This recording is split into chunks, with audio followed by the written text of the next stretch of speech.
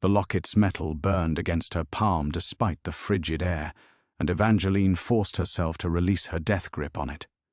She'd carried the pendant for 28 years, but it had never felt warm before, not until she'd crossed into this remote corner of Romania where Google Maps gave up and the locals crossed themselves when she mentioned her destination. The bus driver had refused to take her all the way to the castle, muttering something in rapid Romanian about cursed ground and the old lord's return. He dropped her at the village edge with apologetic eyes and a hurried blessing, leaving her to walk the final mile through snow that seemed to part before her feet like it recognized her passage. Evangeline pulled out her phone to check the time, but the screen remained black despite the full battery she'd verified at the last rest stop. Electronic interference wasn't uncommon in remote mountainous regions, she reminded herself. She was a researcher, trained to find logical explanations for anomalies. The fact that every piece of technology had failed the moment she entered Valeni was simply an unfortunate coincidence. The village itself appeared frozen in time, with timber-framed houses that leaned against each other like old friends sharing secrets. Warm light glowed behind shuttered windows, but she saw no movement, heard no voices. Only the bells continued their mournful song, echoing off stone walls that had witnessed centuries of secrets. As she walked the cobblestone path toward the castle, fragments of her recurring dream flickered through her mind, the same dream that had plagued her since childhood. A man's voice calling her name through endless corridors, his face always just out of reach, moonlight streaming through stained glass windows onto a marble floor where she danced in a white dress that rustled like autumn leaves. The scent of roses and something darker, more primal, that made her heart race even in sleep. Her foster parents had dismissed the dreams as an overactive imagination, a lonely child's attempt to create the family she'd never known. But standing here, breathing air that tasted of snow and ancient stone, Evangeline wondered if imagination could feel so viscerally real. The castle gates stood open, wreathed in iron roses that twisted toward the sky like frozen prayers. No lights burned in the windows, but something drew her forward anyway. A pull she felt in her bones, in the rhythm of her heartbeat that seemed to match the distant chiming of the bells. Her research had been thorough, obsessively so. The Dracul family line had officially ended in 1862 with the death of Count Nikolai Dracul, who'd reportedly died without heirs after his young daughter vanished during a peasant uprising. The castle had remained empty for over a century, a monument to a bloodline that had ruled these mountains, with an iron fist wrapped in velvet gloves. But the locket suggested otherwise. Evangeline paused at the castle's threshold, her hand finding the pendant again. The genealogist in her demanded evidence, documentation, proof. The woman who'd spent her life moving from foster home to foster home, never quite belonging anywhere, felt something else entirely. A desperate, aching need to finally find where she came from. The massive oak doors stood slightly ajar, revealing a darkness so complete it seemed solid. Wind whistled through the opening, carrying with it the scent of roses and something else. Something that reminded her of midnight, masses and forbidden books, of secrets whispered in dead languages. "Hello?" Her voice echoed strangely in the vast space beyond the doors, multiplying until it sounded like a chorus. "I called ahead about the historical research. I'm Evangeline Thorne." No answer came, but the wind seemed to shift, becoming warmer, almost inviting. She'd traveled 6,000 miles on the strength of a genealogical anomaly and 3 decades of questions. Turning back now would mean returning to her empty apartment in Seattle, to the clinical precision of her research work, to a life that felt borrowed from someone else. The locket pulsed against her skin, warm as a heartbeat. Evangeline stepped across the threshold. The moment her feet touched the marble floor, the doors swung shut behind her with a whisper that sounded almost like welcome home. Somewhere in the darkness ahead, she heard the strike of a match, then watched as candles began lighting themselves in a path that led deeper into the castle. The flames danced without flickering, casting shadows that moved independently of their sources. Every instinct screamed at her to run, to beat against those doors until they opened, to flee back to the world of documented facts and rational explanations. But as candlelight revealed portraits lining the walls, portraits of pale, beautiful faces that could have been her reflection painted across centuries, Evangeline realized she'd finally found what she'd been searching for her entire life. The question was whether it would destroy her before she could understand what it meant. In the growing warmth of the candlelit corridor, her locket burned like a star against her throat, and somewhere deep in the castle's heart, she heard the sound of footsteps approaching. The footsteps echoed through the corridor with measured precision, each one sending vibrations through the ancient stone that seemed to resonate in Evangeline's chest. She pressed herself against the wall, her fingers finding the cool surface of a portrait frame as her heart hammered against her ribs. The rational part of her mind, the part that had built her reputation as one of Seattle's most meticulous genealogical researchers, catalogued escape routes and logical explanations. Old castles settled, wind moved through empty halls. Caretakers made rounds even in seemingly abandoned places. But as the footsteps drew closer, accompanied by the whisper of fabric against stone, Evangeline found herself remembering not this moment, but another life entirely. Her cramped studio apartment overlooking Elliott Bay, where she spent 70-hour weeks hunched over records that told other people's stories. The coffee shop on Pine Street where she ordered the same drink every morning. Medium dark roast, no room, from baristas who never learned her name despite 3 years of routine. The empty refrigerator with its single shelf of meal prep containers, each one perfectly portioned for a life lived in careful solitude. She thought of Marcus from the archives, who'd asked her to dinner twice before taking the hint that she preferred documents to people. Of her foster sister Jenny, who still sent Christmas cards addressed to Evie, though Evangeline had stopped using that nickname when she aged out of the system. Of the apartment lease that would renew automatically in 6 weeks, ensuring another year of borrowed existence in a city that had never felt like home. The irony wasn't lost on her. She'd spent her career helping others trace their lineages, connecting people to histories and inheritances and family stories that stretched back generations.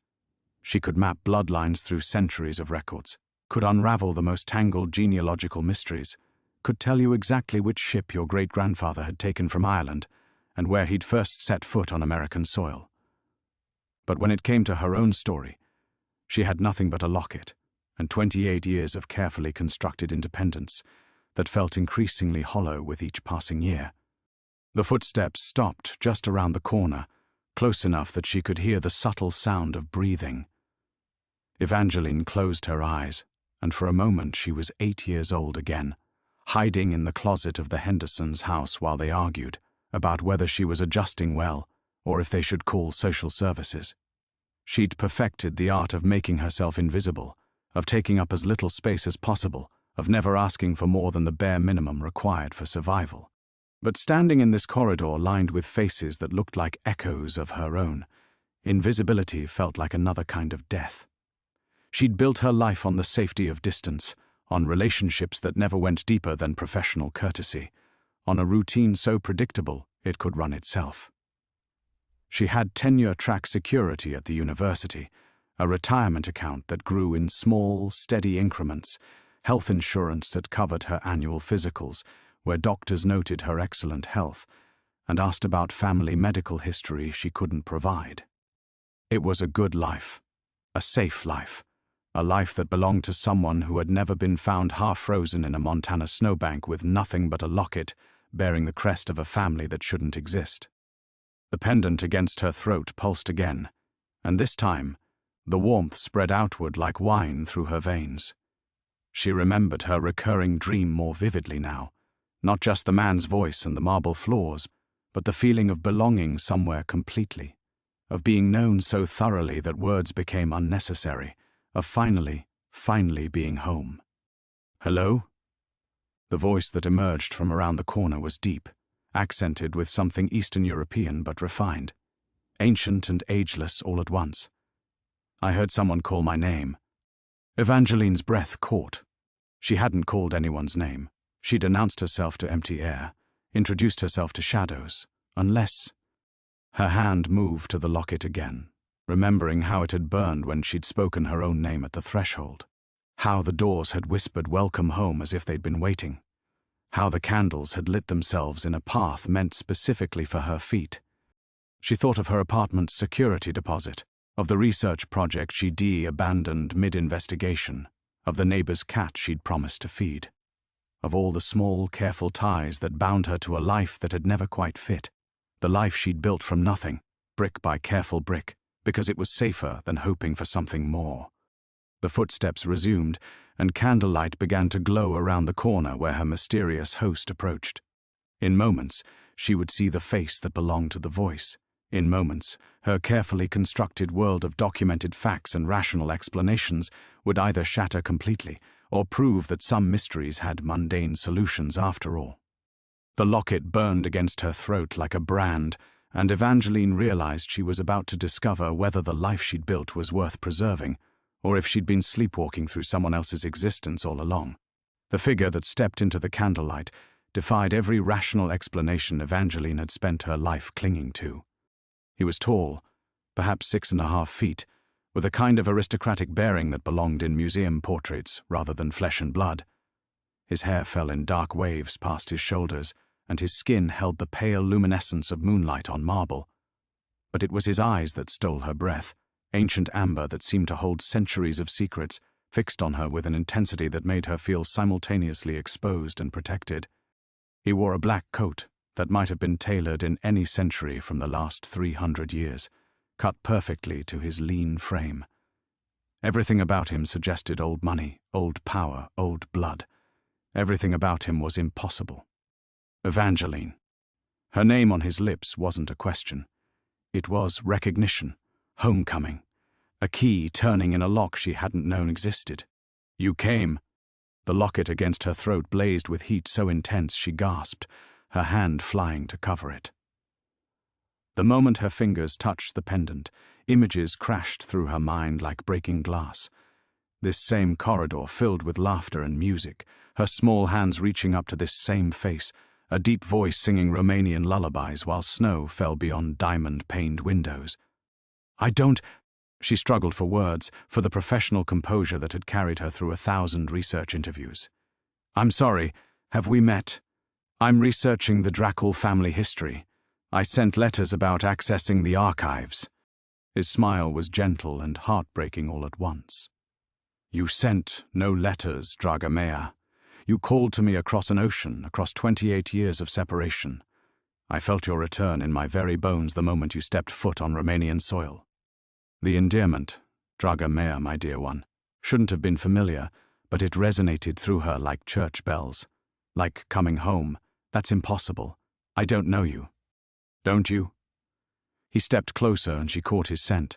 Snow and pine and something darker, more primal. Something that made her think of midnight hunts and ancient rituals. Tell me you don't dream of marble floors and moonlight. Tell me you don't wake with the taste of rose petals on your tongue and the echo of my voice calling your name. Evangeline's careful world tilted on its axis. The dreams she'd dismissed as childhood fantasy suddenly felt like suppressed memories clawing their way to the surface. Who are you? I am Dominic Dracul, he said simply. Lord of these mountains, guardian of these bloodlines. And if you are who I believe you to be, I am your father. The word hit her like a physical blow. Father. The concept she'd built her entire life around the absence of, the question that had driven her across continents and through decades of searching. My father is dead, has been dead for 28 years. Death, Dominic said softly, is not always permanent for those of our blood. Our blood. The phrase sent electricity racing through her veins, awakening something that had slumbered in the deepest parts of her DNA. You're saying you're... She couldn't finish the sentence, couldn't give voice to the impossible thing he was suggesting. I am saying you were born in this castle. I am saying you took your first breath in the room directly above us, during a winter storm that lasted 3 days and 3 nights. I am saying I held you until the moment I had to let you go. His voice roughened with something that might have been pain. I am saying that every day since has been an eternity of waiting for your return. Evangeline's research instincts kicked in, a desperate grab for rationality. Count Nikolai Dracul died in 1862. The records are clear. There are death certificates, witness statements. Records can be manufactured. Witnesses can be convinced.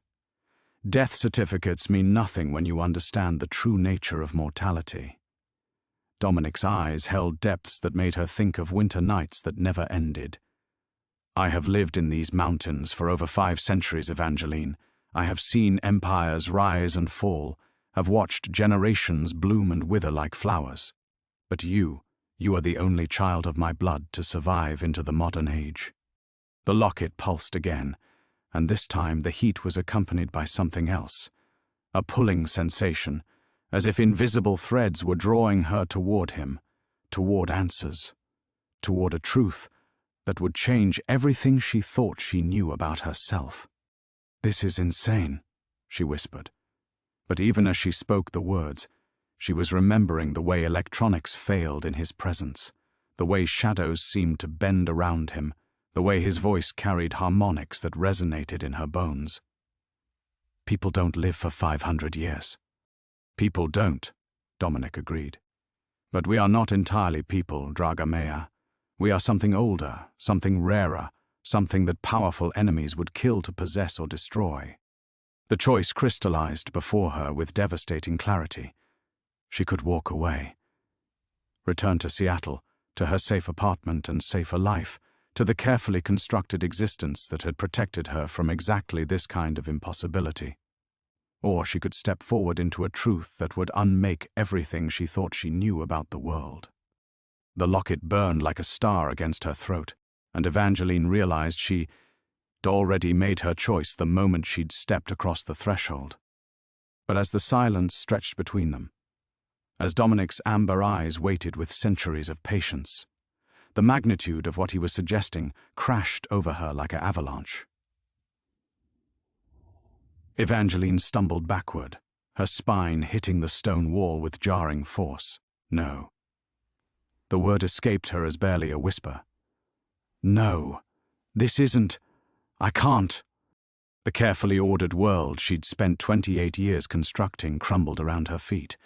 Her apartment lease, her research position at the university, the presentation she was scheduled to give next month on Pacific Northwest genealogical patterns, the cat she was supposed to feed, the normal, rational, documentable life that suddenly felt as insubstantial as smoke. "I need to go." She pressed her palms against the wall behind her, using it to steady herself as she edged toward the corridor that led back to the entrance, back to the village, back to the plane that would carry her away from this impossible conversation. "I need to think. This is too much, too fast." Dominic made no move to stop her, but something in his expression, a flicker of ancient grief, made her chest tighten painfully. "You can run, Draga Mea. You ran once before, though you were too young to remember choosing it. But the blood calls to blood. You will find no peace in that world of shadows and half-truths." "Half-truths?" The accusation stung more than it should have. "My life isn't a lie. I have work that matters, people who depend on me." "Name them." The simple challenge hit like a blade between her ribs. She opened her mouth to list her colleagues, her clients, the network of professional relationships she'd cultivated over years of careful distance. But when she tried to speak, what emerged instead was the hollow truth. "That's not the point." "Isn't it?" Dominic's voice was infinitely gentle, which somehow made it worse. "You have built a life so careful, so controlled, that no one could ever abandon you again.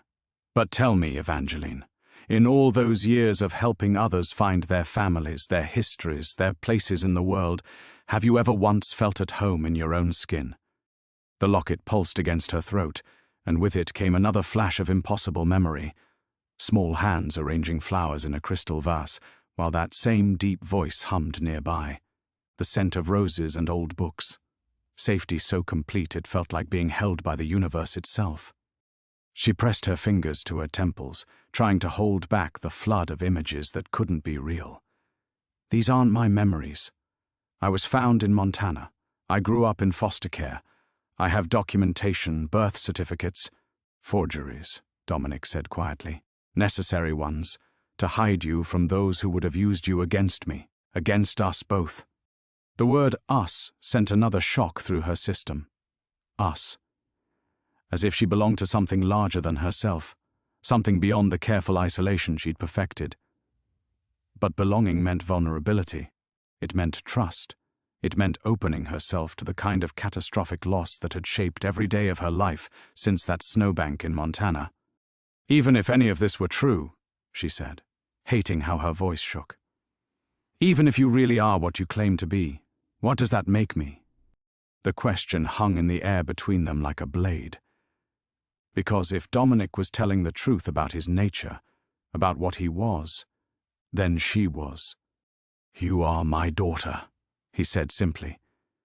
You are the inheritor of a bloodline that stretches back to the founding of these mountains. You are rare and precious and powerful in ways you haven't begun to understand. And the people who want to use me, the enemies you mentioned, the words tasted like ashes. What happens to them? What happens to anyone who gets close to me if I'm really what you say I am? Dominic's silence was answer enough.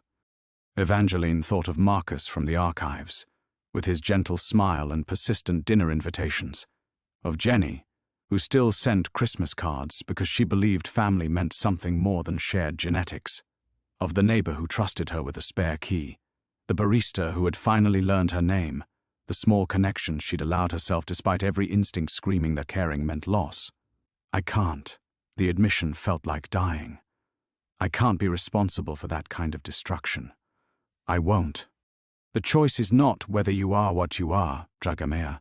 The choice is what you do with that truth. Dominic's voice followed her as she began backing toward the entrance hall. But know this, denying your nature will not protect those you care about. It will only leave you powerless when the darkness finally finds you. The locket burned against her throat like a brand, like a beacon calling her home. But home had always meant loss, and love had always meant abandonment, and the careful life she'd built suddenly seemed like the only thing standing between her and an abyss that would swallow everything she'd ever touched. Behind her, the castle doors waited. Beyond them lay the village, the airport, the flight that would carry her back to Seattle and safety, and the blessed mundane reality of birth certificates and documented facts. The choice should have been simple. So why did walking away feel like tearing her soul in half? The castle doors loomed behind her like a mouth ready to swallow her whole. Evangeline's hand trembled as she reached for the iron handle, the metal cold enough to burn her palm. One pull, and she'd be back in the courtyard. Another few steps, and she'd reach the village. By morning, she could be on a plane back to Seattle, back to her tidy apartment and predictable life where the most supernatural thing she encountered was the occasional filing error in century-old parish records. But her fingers wouldn't close around the handle. The locket at her throat pulsed with warmth that spread through her chest like whiskey, and with it came another wave of impossible memories. A child's voice, her own voice, laughing as strong hands lifted her toward painted ceiling frescoes. The scent of jasmine and old leather. Moonlight streaming through windows tall enough for giants, casting silver patterns across marble floors where she'd once played with wooden toys carved into the shapes of wolves and ravens. "Tata," she whispered, and the word in Romanian felt natural on her tongue, though she'd never studied the language. "Father." Behind her, she heard Dominic's sharp intake of breath. The memories weren't stopping now. They crashed over her in waves, bedtime stories told in that same deep voice, tales of brave princesses and dark magic that felt less like fantasy and more like family history. Small hands helping arrange roses in crystal vases, the taste of honey cakes and spiced wine, and threaded through it all, a love so profound and protective it made her chest ache with longing. "You remember?" Dominic's voice was closer now, filled with wonder and something that might have been hope. Evangeline turned slowly, her back still pressed against the doors. "It's not possible. I was 2 weeks old when they found me in Montana. Babies don't form memories." "Human babies don't," he said gently. "But you were never entirely human, Dragamea. Our kind develops differently, remembers differently. The blood carries what the mind cannot hold." She stared at him. This impossible man who claimed to be her father, who spoke of bloodlines and enemies and supernatural inheritance, as if they were entries in a genealogical database. Everything rational in her screamed that this was elaborate delusion, a fantasy constructed by grief and desperation, and too many years of searching for answers that didn't exist. But the locket burned against her throat like truth. "The people in Seattle," she said finally. "Marcus, Jenny, my neighbors. They're not safe as long as I don't know what I am, are they?" Dominic's expression grew grave. "The families who have hunted ours for centuries are not known for their restraint. They will use whatever leverage they can find." The words hit her like ice water. All her careful distance, all her walls and boundaries and professional courtesy, none of it would matter if ancient enemies decided the barista who knew her coffee order was a useful pawn. Her isolation hadn't protected anyone. It had only left her ignorant and powerless. "What do I need to know?" The question escaped before she could stop it, and she realized with startling clarity that somewhere in the space between one heartbeat and the next, she'd made her choice. "Everything," Dominic said simply. "Our history, your abilities, the nature of what you inherited and why it makes you invaluable to those who would see our bloodline destroyed." He paused, studying her face with those ancient amber eyes. "But knowledge comes with a price, Evangeline. Once you understand what you are, there is no returning to the life you built in ignorance." She thought of her apartment lease, renewing automatically in 6 weeks, of the research position that would be filled by someone else, someone who believed in documentation and verifiable facts, of the neighbor's cat that would need feeding, and the presentation she'd never give. All of it felt like smoke now, insubstantial and borrowed. A life built on the absence of truth rather than the presence of it. "I can't go back," she said, and the words felt like stepping off a cliff. "Even if I wanted to, I can't unknow what you've told me, can't unfeel these memories." The locket pulsed again, warm and insistent. "Can't ignore what this means." Dominic moved closer, slowly, as if approaching a wild creature that might bolt. "Then you'll stay? You'll let me teach you?" Evangeline looked around the corridor lined with portraits of faces that echoed her own features. Ancestors she'd never known existed. A lineage that stretched back centuries, full of power and secrets and responsibilities she couldn't begin to imagine. The safe life waited behind the castle doors. But safety, she realized, was just another word for slow death. "I'll stay," she said, and felt something fundamental shift in the space between worlds. "I need to know who really am." The threshold had been crossed. There was no going back now. The words had barely left her lips when the temperature in the corridor plummeted. Evangeline's breath misted in the suddenly frigid air, and the torches lining the walls flickered as if touched by an invisible wind. Dominic's expression transformed, centuries of careful control giving way to something predatory and alert. "They know," he said, his voice carrying harmonics that made the stone walls seem to vibrate. "Your decision has been felt across the old pathways. We have little time." Before Evangeline could ask what he meant, footsteps echoed from somewhere deeper in the castle, not the measured gait of servants, but the urgent rhythm of someone bringing news. A woman emerged from the shadows, moving with liquid grace that reminded Evangeline uncomfortably of hunting cats. She was perhaps 40, with silver-streaked dark hair and eyes like winter storms. Her clothing was modern but practical, dark wool and leather that suggested someone accustomed to both drawing rooms and darker pursuits. When she spoke, her accent carried traces of old nobility mixed with something harder. "Domna Marina Corvinus," Dominic said by way of introduction. "My seneschal, and the keeper of our family's more practical concerns. Marina, my daughter has chosen to embrace her inheritance." The woman's storm-grey eyes studied Evangeline with an intensity that felt like being dissected. "The blood calls to blood," she said finally, echoing Dominic's earlier words. "But does she understand what that means? The disciplines required? The enemies who even now circle like wolves?" "Enemies." Evangeline's voice came out smaller than she'd intended. "What enemies exactly?" Marina's smile was sharp as a blade. The Corvinus family has served the Dracal bloodline for 8 centuries, child. We have made it our business to know those who would see your line extinguished. The Van Helsings, the Order of the Silver Cross, the New Geneva Consortium. All of them have spent generations hunting what you are. The names meant nothing to Evangeline, but they clearly meant everything to the others. Dominic's jaw tightened, and she caught the subtle shift in his posture that suggested violence held in careful check. "How close?" he asked. "Close enough," Marina replied. The girl's awakening sent ripples through every supernatural monitoring system between here and London. They will have felt it like a bell tolling. She turned back to Evangeline. "Which brings us to the immediate problem of your education. You cannot remain ignorant of your capabilities while enemies gather." "My capabilities?" Evangeline's hand moved instinctively to the locket, which had been pulsing with increasing frequency since Marina's arrival. "What am I supposed to be capable of?" In answer, Dominic reached out slowly, giving her time to pull away. When she didn't, his fingers brushed against her temple. The contact sent lightning through her nervous system, not painful, but overwhelming in its intensity. Suddenly she could feel things that shouldn't be possible to feel, the weight of centuries pressing against the castle walls, the slow pulse of earth magic flowing through the mountain's roots, the interconnected web of life force that bound every living thing in the valley.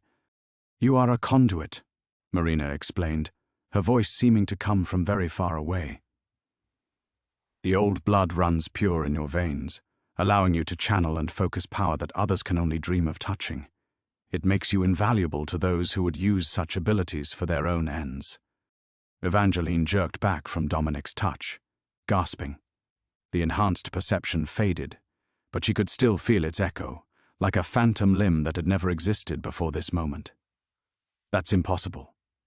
I'm a genealogist. I research tax records and property deeds. I don't have supernatural powers." "Don't you?" Marina's eyes glittered with something between amusement and challenge. "Tell me you've never found documents that others claimed were lost. Tell me you've never felt drawn to exactly the right archive, the perfect lead, as if something were guiding your research. Tell me you've never looked at a family tree and simply known which branches were false." The words hit like accusations because they were true. Evangeline's success as a genealogist had always felt partially miraculous, driven by intuitions that proved correct far more often than statistics would suggest. She'd attributed it to experience, to a talent for pattern recognition, to anything except the possibility that something genuinely supernatural was at work. "The locket amplifies what you already possess," Dominic said gently. "It has been calling you home since the day you were old enough to understand loss. Every genealogy you've traced, every family you've reunited, it was practice for this moment." A new sound echoed through the castle then, the howl of wind that seemed to carry voices within it. Both Dominic and Marina tensed, and Evangeline felt the hair on her arms rise with static electricity. "The wards are being tested," Marina said grimly. "We have hours at most before they decide direct action is preferable to surveillance." Dominic's amber eyes fixed on Evangeline with urgent intensity. "Your first lesson begins now, Draga Mea. The price of power is eternal vigilance, and our enemies have already found us." The wind's howling intensified, and with it came something that made Evangeline's blood turn to ice, the distant sound of hounds baying. Not ordinary dogs, but something deeper, more primal, that seemed to bypass her ears and resonate directly in her bones. "What is that?" she whispered, though part of her already knew the answer would be nothing she wanted to hear. "Tracking hounds," Marina said, moving to one of the tall windows. She pulled aside a heavy curtain and peered into the darkness beyond. "The Van Helsing family's particular specialty. They've been breeding them for centuries to hunt our kind." Her expression grew grim. "They're still miles away, but closing fast." Dominic was already moving, his earlier careful composure replaced by fluid efficiency. "How many?" "At least a dozen riders, from what I can sense. They're using the old hunting formation, surrounding the castle while the hounds track any attempt to flee." Marina let the curtain fall. "Someone has informed them of her presence here. This isn't a random patrol." The implications hit Evangeline like physical blows. They're here because of me, because I came looking for answers.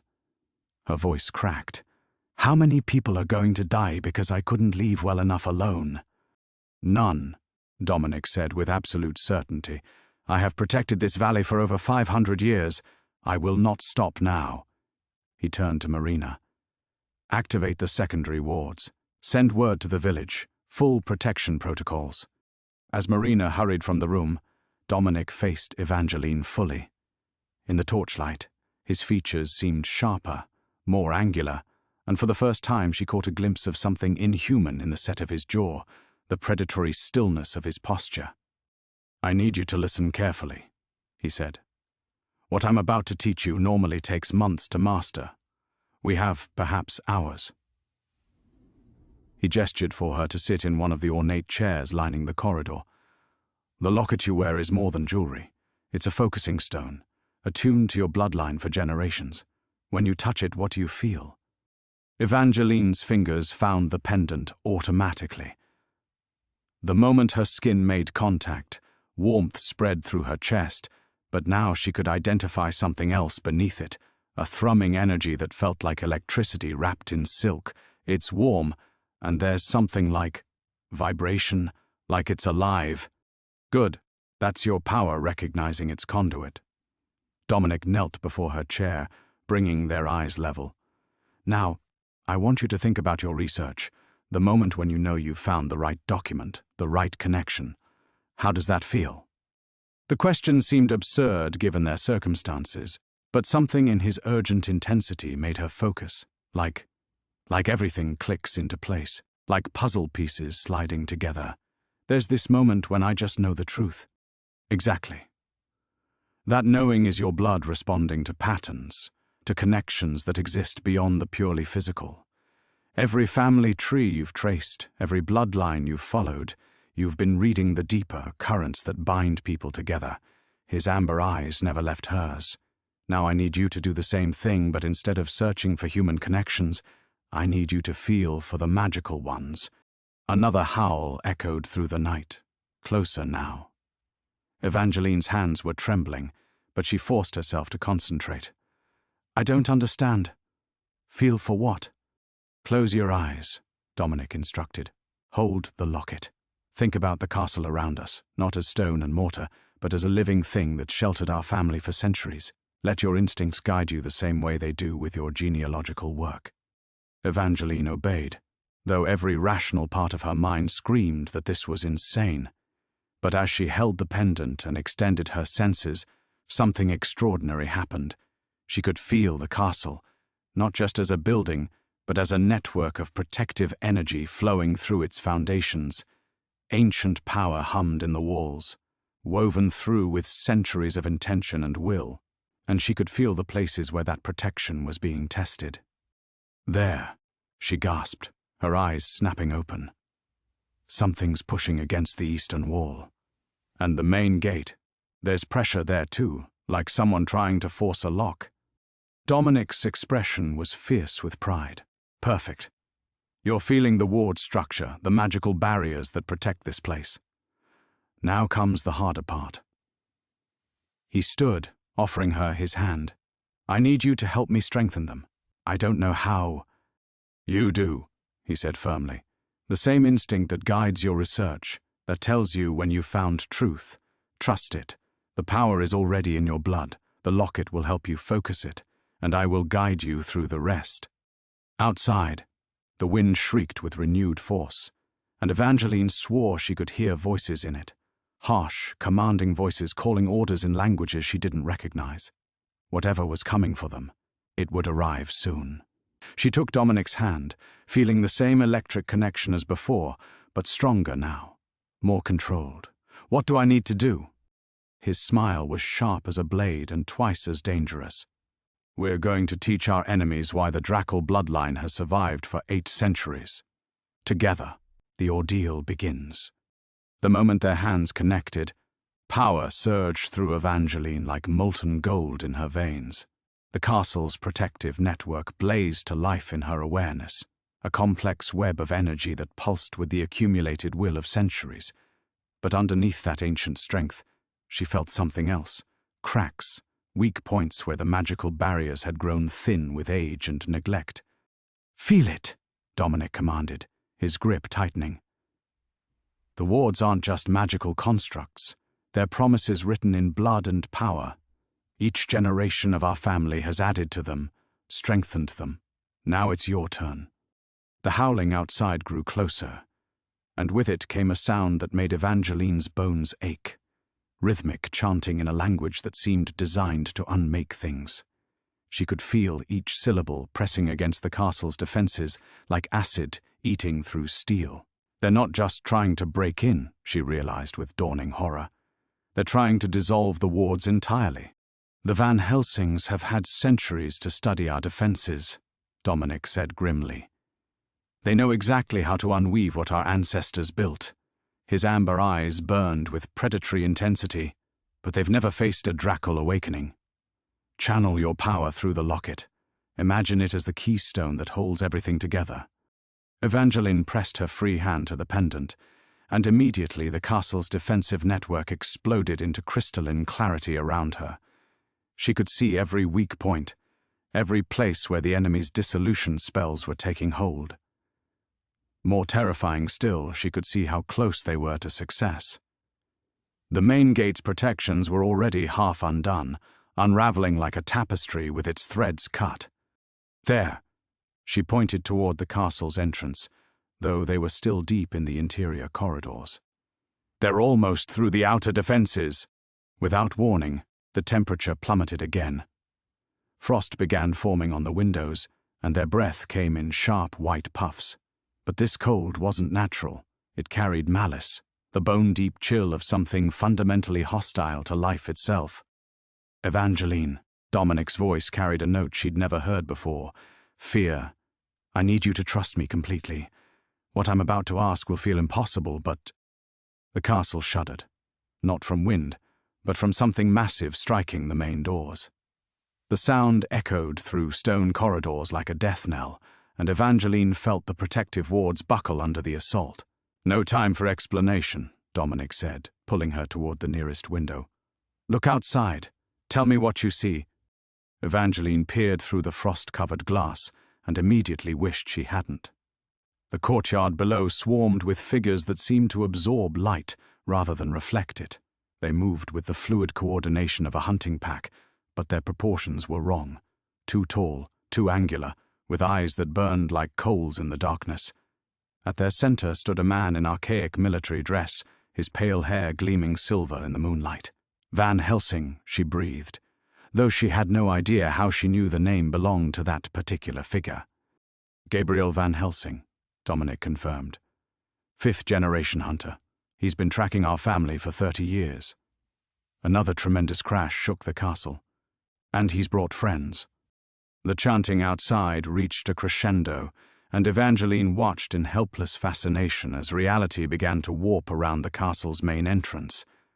The ancient stones rippled like water, their protective enchantments unmaking themselves with each syllable of the dissolution spell. "They're going to break through," she whispered. "Not if you stop them." Dominic's hands framed her face, forcing her to meet his eyes. "The power in your blood isn't just heritage, Evangeline. It's responsibility.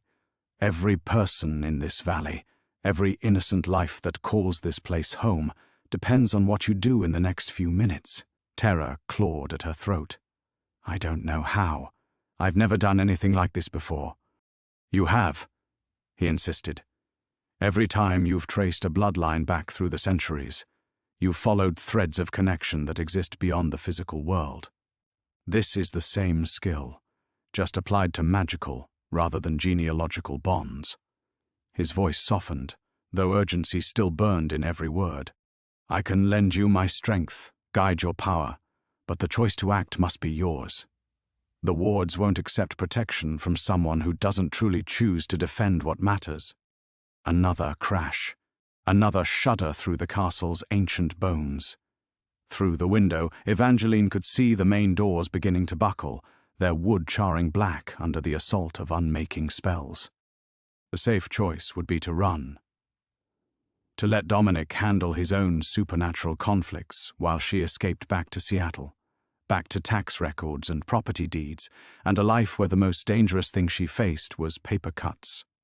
But as she watched those terrible figures preparing to storm the castle, she thought of Marina's fierce loyalty, of the villagers who had greeted their lord with genuine affection, of centuries of family history that would die if the Van Helsings succeeded tonight. Some things were worth fighting for, even if you had no idea how to win. "Tell me what to do," she said. Relief flooded Dominic's features, but it was tinged with something that looked dangerously close to desperation. The wards respond to blood and will combined. "You must link yourself to the castle's foundation stones, the oldest magic here, laid down when this place was first consecrated as sanctuary." He pressed something cold and sharp into her palm. A silver knife, its blade etched with symbols that hurt to look at directly. A few drops on the pendant, then place your hand against the wall. The connection should. The main doors exploded inward. The sound was like the world ending, a deafening crack followed by the screech of metal and stone grinding against each other. Evangeline felt the castle's protective network convulse, then begin hemorrhaging power as the outer defenses collapsed entirely. "Now," Dominic commanded. Evangeline pressed the blade to her fingertip, gasping as it bit deeper than she'd expected. Blood welled up, dark and surprisingly warm, and she let it fall onto the locket. The pendant blazed with sudden heat against her chest, but when she reached for the stone wall, everything went wrong. The moment her bloody palm touched the ancient stones, agony shot through her nervous system like lightning. Not the controlled connection she'd felt before, but something wild and chaotic that felt like being torn apart at the molecular level. The castle's accumulated centuries of pain and violence flooded into her. Every siege, every battle, every death within these walls crashed through her consciousness in a devastating torrent. She screamed, but the sound was lost in a much larger catastrophe.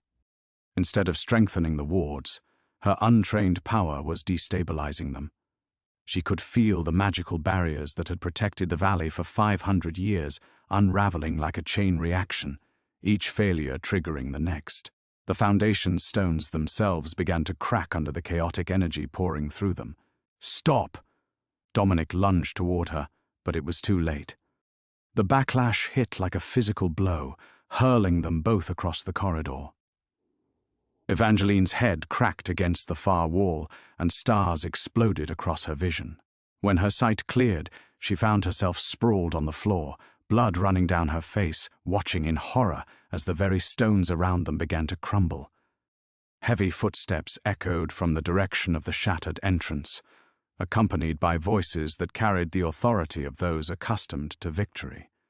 The Van Helsings had entered the castle, and thanks to her catastrophic failure, there was nothing left to stop them. "Evangeline." Dominic's voice was weak, pained. When she turned toward him, her heart nearly stopped. He was pinned beneath a fallen beam, his face gray with agony. Worse, she could see something happening to him. His edges seemed less solid than before, as if he were fading. The wards weren't just protection. They were anchors. Without them, he didn't need to finish. She could see the truth in the way his hand became translucent when he tried to reach for her.